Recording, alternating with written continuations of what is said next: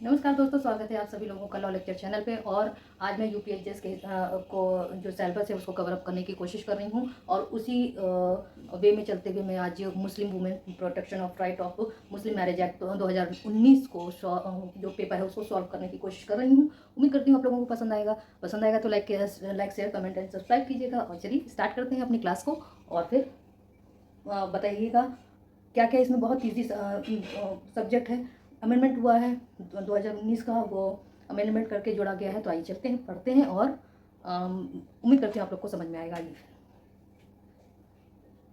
तो ये एक्ट है the Muslim women protection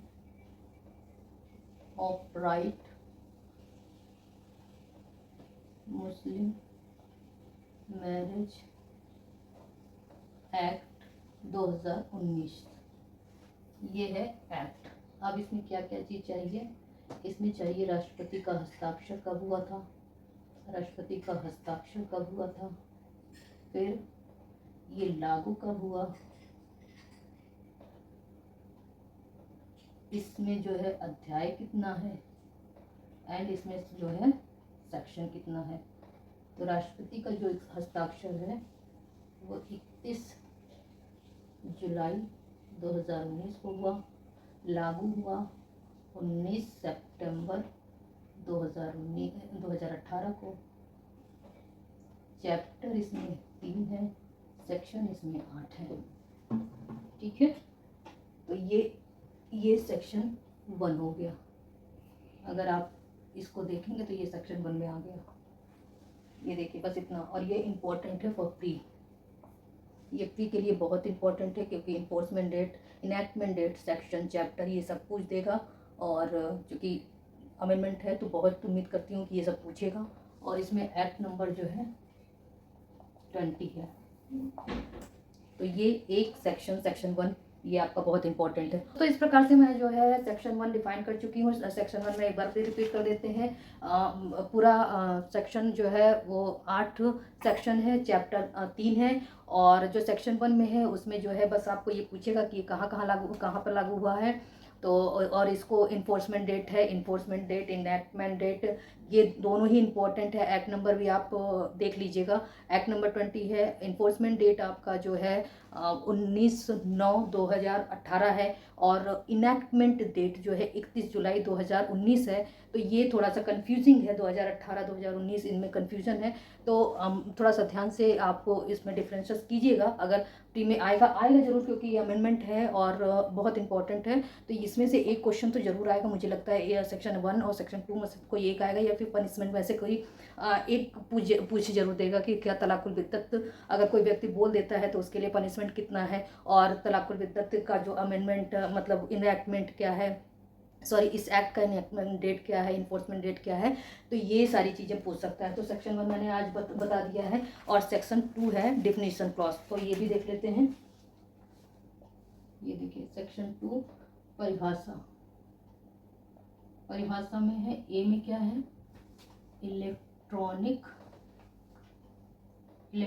form है, जिसमें कि आईटी एक्ट 2000 की धारा 2(1)R डिफाइन किया गया है। बी में मजिस्ट्रेट है। मजिस्ट्रेट में कौन सा मजिस्ट्रेट है, तो जुडिशियल मजिस्ट्रेट, फर्स्ट क्लास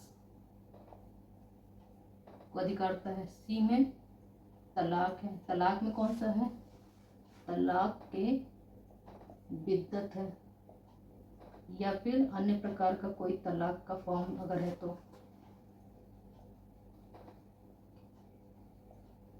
ये हो गया। तो ये हो गया, सेक्शन 2 भी आपका कंप्लीट हो गया। बस इतना ही पढ़ना है, बहुत ज़्यादा अंदर तक नहीं जाना है। तलाक में आपका तलाकुल बिद्दत पता है कि उसमें तलाक की जो फॉर्म है वो एक ही सांस में 3 बार तलाक तलाक तलाक कहना है। उसका आपको चाहे वो लिखित रूप में कहिए, चाहे मौखिक रूप में कहिए, ये इलेक्ट्रॉनिक फॉर्म में कहिए, या अन्य किसी प्रकार से भी कहिए, तो वो तलाकुल बिद्दत में आ जाएगा। और जो कि शून्य होगा ऐसा ऐसा जो तलाक है वो शून्य और अवैध होता है। ये सेक्शन 3 में कहा गया है। ये सेक्शन 3 में कहा गया है कि यदि कोई व्यक्ति अपनी पत्नी को, चाहे वो मौखिक रूप से हो या लिखित रूप से हो या इलेक्ट्रॉनिक फॉर्म में हो या अन्य प्रकार से, अगर तलाक का 3 बार उच्चारण कर देता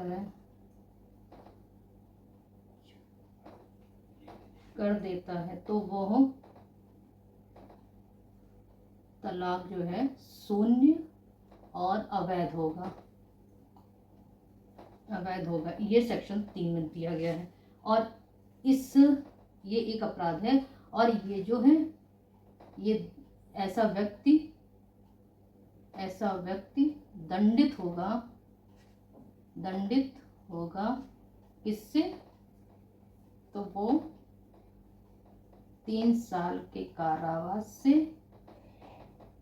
और फाइन से दंडित होगा, जो कि सेक्शन 4 में दिया गया है। तो 1, 2, section 1, section 2, section 3, section 4 define कर दिए हैं। तो बहुत इजी सेक्शन आप देख सकते हैं, बहुत इजी सेक्शन था। और ये सेक्शन 4 तक आपको बस इतना प्री के हिसाब से आपको बस इतना आना चाहिए कि सेक्शन 1 में क्या है, इन्फोर्समेंट डेट क्या है, इनैक्टमेंट डेट क्या है, और कितने चैप्टर हैं, कितने सेक्शन हैं, और डिफिनीशन कितने हैं, कौन सा मजिस्ट्रेट है, तलाक में कौन सा फॉर्म है तलाक का, पनिशमेंट अगर तलाक दे देता है कोई व्यक्ति अपनी पत्नी को तो उसे कितनी पनिशमेंट मिलेगी। तो ये इतना तो आपको ज़बानी रट्टा होना चाहिए, क्योंकि बहुत छोटा सा एक्ट है और ये तो ज़बानी रट्टा होना ही चाहिए, क्योंकि इससे बड़े बड़े एक्ट अभी बचे हुए हैं। तो बस 3-4 हो गया, अब 5-6 भी पढ़ लेते हैं। इतना आप लोगों को आ गया होगा, इसको हटा देते हैं।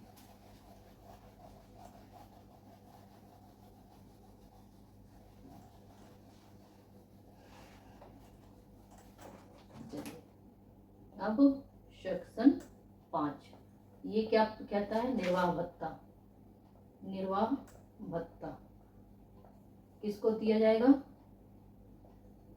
पीड़ित पत्नी को, यानी कि जिसको तलाक दिया गया है वो पत्नी जो है निर्वाह भत्ता पाने की हकदार होगी।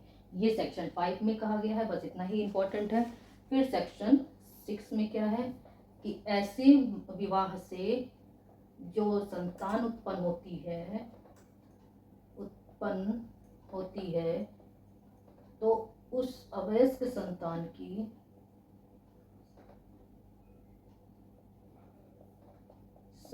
की कस्टडी किसको दी जाएगी? कस्टडी किसको दी जाएगी? तो ये दी जाएगी माता को, मजिस्ट्रेट के आदेश से। ठीक है, ये कस्टडी हो गई। अवयस्क के जो कस्टडी है वो किसे दी जाएगी? माता को। ठीक है, जो मदर है। अब सेक्शन 7 है, ये इंपॉर्टेंट है क्योंकि इसमें क्या है, अपराध बताया गया है कि वो कंपाउंडेबल है, कॉग्निजेबल है या फिर बेलेबल है, नॉन बेलेबल है। ये सेक्शन 7 में दिया गया है, ये बहुत इंपॉर्टेंट है। और सेक्शन 5-6 तो आप बस हेडिंग ही, मार्जिनल नोट ही याद कर लीजिएगा, चलेगा। लेकिन सेक्शन 7 इंपॉर्टेंट है, जो कि है सेक्शन 7 में क्या है कि अपराध किस प्रकार का है? तो ये अपराध है संज्ञेय, समनीय, जमानती है। तो ये यानी कि अपराध इस धारा के अंतर्गत जो अपराध है वो संज्ञेय है और कंपाउंडेबल है। तो ये इंपॉर्टेंट सेक्शन है। उसके बाद सेक्शन 8 आ गया, निरसन और व्यावृत्ति। निरसन और व्यावृत्ति, तो ये तो इम्पॉर्टेंट है भी नहीं, इसको पढ़ने की जरूरत नहीं है। तो इस प्रकार ये एक्ट मुश्किल से 15 मिनट में खत्म हो गया है।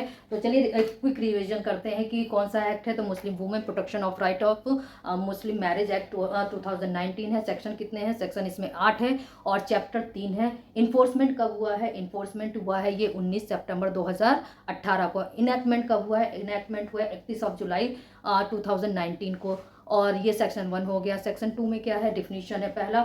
ए में क्या है? ए में आपका हो गया इलेक्ट्रॉनिक फॉर्म। 2 में क्या है? बी में क्या है? बी में आपका मजिस्ट्रेट हो गया। कौन सा मजिस्ट्रेट है? मजिस्ट्रेट है फर्स्ट क्लास जुडिशियल मजिस्ट्रेट है। सी में क्या है? सी में तलाक है। तलाक कौन सा है? तलाकुल बिद्दत है या अन्य प्रकार का कोई तलाक का फॉर्म है तो वो है। इस प्रकार से सेक्शन 2 कंप्लीट हो गया। आइए सेक्शन 3 में। सेक्शन 3 में क्या है? तो सेक्शन 3 में आपका जो है देता है कि अगर कोई व्यक्ति अपनी पत्नी को तलाक देता है और तलाक का फॉर्म वो किसी भी रूप में है, चाहे वो लिखित रूप में है, मौखिक रूप में है, इलेक्ट्रॉनिक रूप में है या किसी अन्य प्रकार से वो अगर तलाक तलाक तलाक कह देता है तो वो व्यक्ति अपराध का दोषी होगा और ऐसे व्यक्ति को जो है 3 साल के कारावास और जुर्माने से दंडित किया जाएगा। यह सेक्शन 4 में कहा गया। दंड सेक्शन 4 में दिया गया है। सेक्शन 5 में निर्वाह भत्ता है, यानी कि पीड़ित पत्नी निर्वाह भत्ता पाने की हकदार होगी, उसका संतान भी निर्वाह भत्ता पाएगा।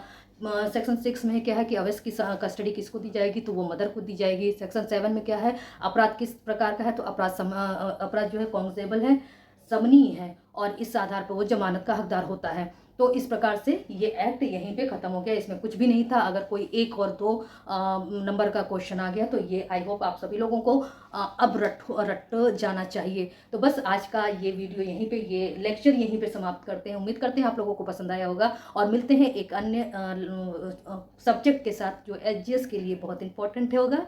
तो बस वीडियो को लाइक कीजिएगा, शेयर कीजिएगा एंड सब्सक्राइब कीजिएगा। Till then bye bye.